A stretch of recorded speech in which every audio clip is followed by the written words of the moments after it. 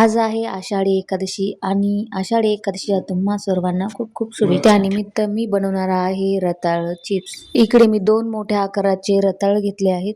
ते मी स्वच्छ धुवून घेतले होते। आपण याच्यावरची साल काढून घेऊया। नंतर त्याला पाण्याने स्वच्छ धुवून घ्यायचं। कपड्याने कोरडं करून घ्यायचं। त्याच्यामध्ये जर पाणी राहिलं तर तेल उडू शकतं। नंतर याचे छोटे छोटे असे छानपैकी चिप्स करून घेऊया। तुम्ही हे सगळे चिप्स एकदाच खिसून पाण्यामध्ये ठेवू शकता आणि तुम्हाला जेव्हा वेळ भेटेल तेव्हा तुम्ही हे तळू शकता। मी हे चिप्स थोडे खिसून लगेच तेलामध्ये तळणार आहे। तुम्ही जर लगेच तळणार आहात तर हे पाण्यामध्ये ठेवायची काही गरज नाही। मी तेल गरम करायसाठी ठेवलं आहे। हे पाहू शकता आपले चिप्स किती छान झाले आहेत।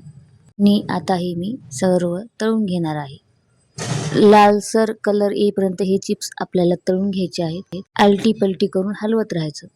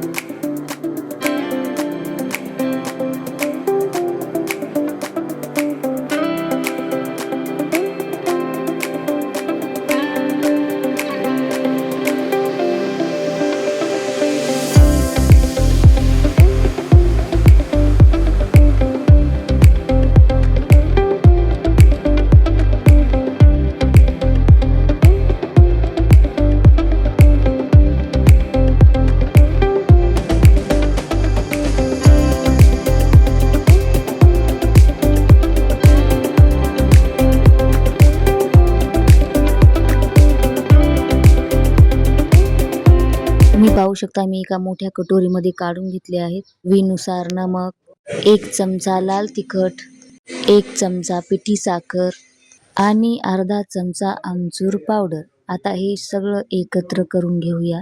सगळं मिश्रण याच्यामध्ये मिक्स करून घ्यायचं जेणेकरून आपल्या सगळ्या चिप्सला लागेल असं। तुम्ही पाहू शकता इकडे आपले तयार झाले आहेत चिप्स। आंबट, गोड, तिखट, खायला पण खूप चविष्ट लागतात। ते मी एका बाउल मध्ये काढून घेणार आहे। माझ्या तर पाहूनच तोंडाला पाणी सुटलं आहे। तुम्हाला कशी वाटली माझी रेसिपी नक्की मला कमेंट करून सांगा। आवडल्यास लाईक, शेअर, सबस्क्राईब करायला विसरू नका। आज आषाढी एकादशीला बनवून खा। अप्रतिम हे चिप्स लागतात। शकता हे किती कुरकुरीत झाले आहेत। 10 ते 15 दिवस हे चिप्स खूप चांगले राहतात। चला भेटूया एका छानशा रेसिपी सोबत। तोपर्यंत रामकृष्ण हरी।